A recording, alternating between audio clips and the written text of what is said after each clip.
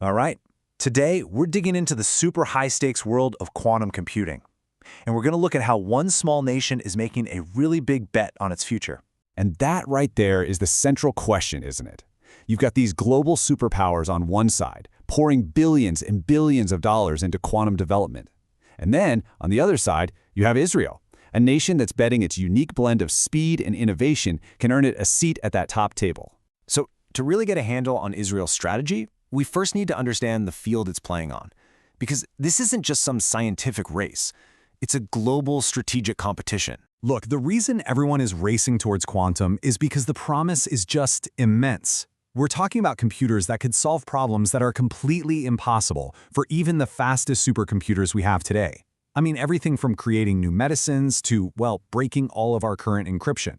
That's why you see countries like the US and China investing billions. And on the surface, it really does look like a game that can only be won with massive, massive scale and government funding. So how does a smaller country even compete with that?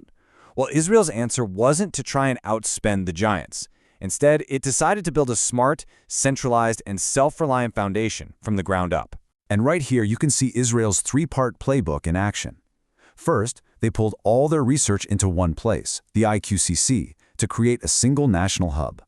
Second, and this is a huge deal, they built their own 20-qubit quantum computer. Now, a qubit is the basic building block of a quantum computer, so building a 20-qubit machine entirely in-house proves they have sovereign capability. They don't have to rely on anyone else. And finally, they're injecting private capital to really fuel commercial growth. It's a very deliberate, very integrated approach. But you know, building the hardware is just one piece of the puzzle. Israel's real ace in the hole might be something it's been perfecting for decades. Its world-famous high-tech ecosystem, what people often call Silicon Wadi. Just think about that number for a second. Over 30 active startups by 2025. In a field this new, that is an incredible density of innovation. And these aren't just little academic projects. These are nimble companies tackling very specific quantum challenges, from cryptography to new hardware. They're creating a really powerful commercial engine. So where does a startup boom like that even come from? Well, a lot of it traces back to this number. Israel consistently spends 4 to 5% of its entire GDP on research and development. That's a massive national commitment. It shows that innovation isn't just one part of the economy, it's deeply, deeply embedded in the country's DNA. And this is how that commitment actually turns into reality. It's a complete pipeline, all the way from the lab to the market.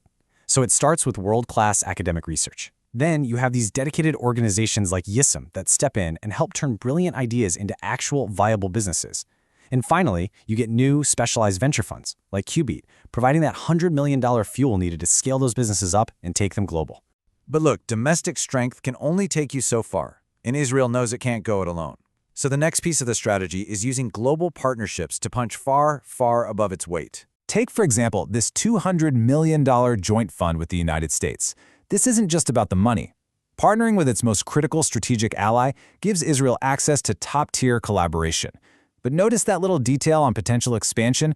Bringing in partners like the UAE and Saudi Arabia could transform this from just a tech alliance into a powerful tool for regional diplomacy. And that's the deeper strategic play here.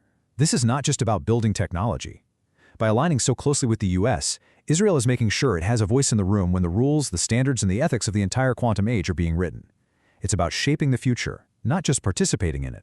But of course, let's be realistic. The path forward is not a cakewalk.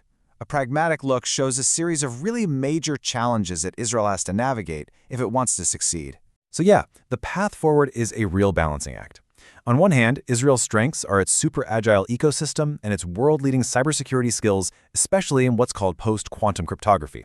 Basically, that means developing new kinds of encryption that even a powerful quantum computer can't break. But on the other hand, that skill disparity is real. They simply can't outspend a superpower. And then there's the fierce global war for quantum talent, which creates a huge bottleneck for absolutely everyone. Looking ahead, the momentum is definitely set to continue.